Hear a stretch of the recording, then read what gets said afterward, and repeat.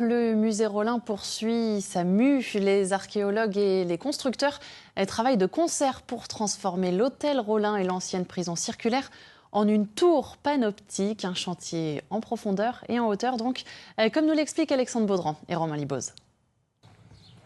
Sous les pieds de Nicolas Tisserand, des dizaines de tonnes de terre bientôt enlevées.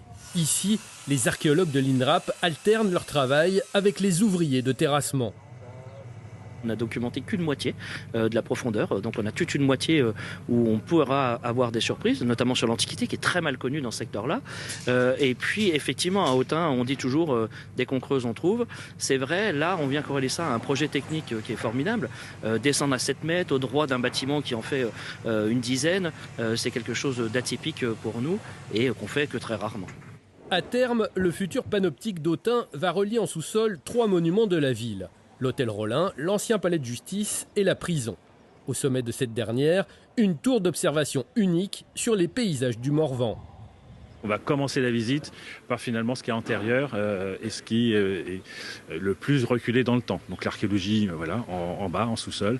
Et puis à fur et à mesure de la visite, on va dans les étages supérieurs et vers le contemporain. Le circuit se fait en évolution en fonction des âges et en fonction effectivement de l'ancien vers le nouveau. Du côté de la mairie, on anticipe déjà les retombées touristiques. Des ensembles hôteliers et des logements sont en cours de réhabilitation partout dans la ville. La municipalité a même engagé une procédure pour récupérer le mythique hôtel Saint-Louis avec la chambre de Napoléon. Notre plan sur 2028, c'est de restaurer un niveau d'hôtellerie, notamment sur des hôtels historiques qu'on veut remettre au niveau.